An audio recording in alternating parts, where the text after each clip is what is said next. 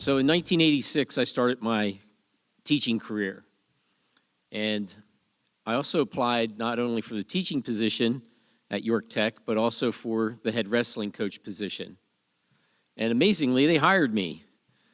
I knew a fair amount about wrestling because I spent a lot of time wrestling, but I didn't know anything about coaching. And coaching, as I learned, is so much more than just technique. At York Tech, you didn't really know what you were going to have on your team because students came there as sophomores. And I had a mix of students with ability. I had one wrestler who actually was a state champion that year, but I had other wrestlers that I literally pulled out of classrooms because they were the right weight.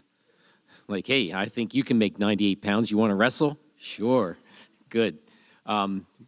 So I had one wrestler. His name was Manley. I took Manley home from practice almost every night. Manley lived on a little side street in between West College and West Princess, Green Street. And the first time I pulled up, I was shocked because I had never seen someone living in a house like this. There were windows missing that had cardboard on them or wood. But I took him home every night. And when you do that, you get to know someone pretty well because that awkward silence is awkward. And in 1986, you kind of had to talk because kids didn't have cell phones and earbuds. So we got to know each other pretty well. One night after practice, we pulled up, and he looked at me and said, "Coach, someday I'm going to move my mom out of this house." I was like, okay. I didn't know what to say. Manley, he was a great athlete. He was strong. He was quick. He had cat-like balance, but he had no wrestling experience. And in wrestling, you need experience. So for 2.5 seasons, Manley took his lumps. He didn't win any matches. He was a 0 and a whole lot of losses. But he was better than his record reflected. But you know, the kid had never been dealt a winning hand. He had zero confidence in himself. And I didn't know how to convince him that he was better than what he thought he was. So I summoned my inner Richard Nixon, and I told a little lie. Not a big one because I wasn't a crook. Just a little one. And I told him his opponent coming up that weekend was not very good and that he could win this match. Manley had gotten close to winning, but always found a way to lose, which I kind of understood. So all week long, I'm just pumping him. You can do this. This kid's not that good. This kid's not that good. So Saturday evening, we get to the school. It was an away match. We get off the bus and go in the lobby. And inside the lobby, they had a picture of all the wrestlers and kind of their stats under there, their record, how many pins they had, and this and that. And of course, you know, everybody wants to go over and look at it. I'm like, no, come here. This is I thought for sure that my scheme was done.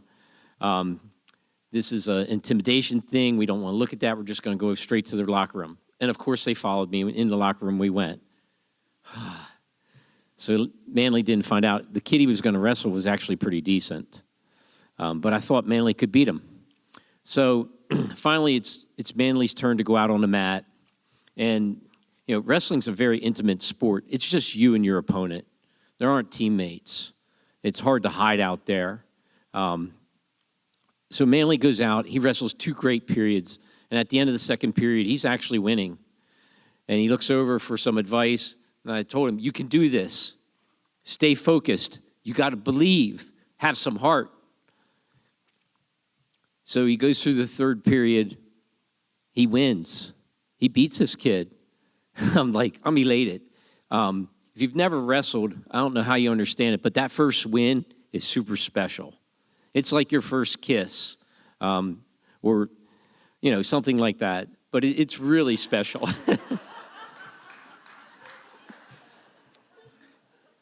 All I could think about was farting in your date's face. I'm sorry. But it's not like that at all. But so Manley's pretty happy, and I'm really happy for him. This school that we're at, after the match, they always had snacks and food for the visiting team. So we're eating cookies and drinking soda, all the stuff that you shouldn't be eating. And Manley wanders out into the lobby and goes over and looks at this kid's picture. And he comes back in. He says, "Coach, what's the 14-2 mean under his name?" I said, "Well, he won 14 matches." And Manley goes, "So he's only lost 2?" I said, "No, he's lost 3. He goes, "Coach, you lied to me." Oops. I did. Sometimes I figure you need to lie to someone to get them to believe the truth. I would do it again. Even though I know it was wrong, I would do it again. A couple years after Manley graduated, he showed it back up in the wrestling room. He had on his Marine dress uniform, and he came in and told me he moved his mom off of Green Street into an apartment behind Queens Gate, and he also bought her a new car. And he thanked me for lying to him.